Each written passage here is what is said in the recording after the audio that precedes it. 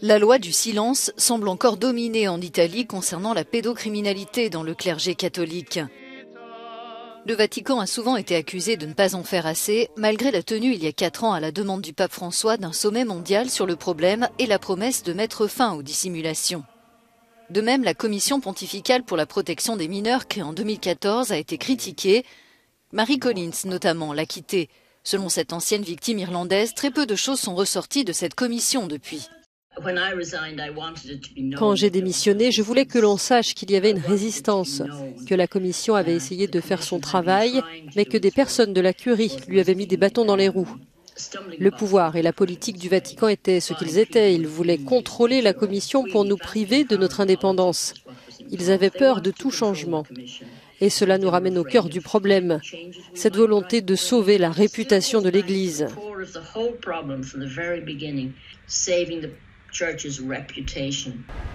Contrairement à d'autres pays, l'Italie a peu avancé sur cette question. En l'absence d'une enquête indépendante, de chiffres officiels et d'un engagement de l'État italien sur le sujet, il a été laissé au seul groupe militant du pays la tâche de compiler ce qu'il pouvait. Nous avons pu rencontrer le président de cette ONG, lui-même survivant d'abus, dans son appartement du nord de l'Italie, d'où il dirige l'association.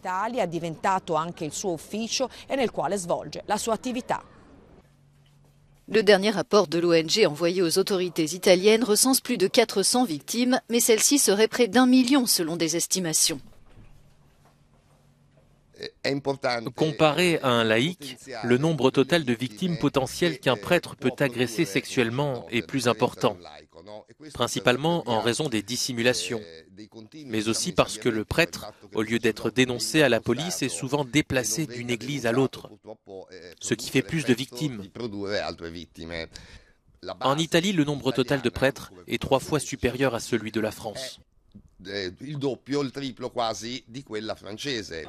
La conférence épiscopale italienne a publié un rapport sur les plaintes recueillies récemment par les centres d'écoute des diocèses, ce qui semble bien peu.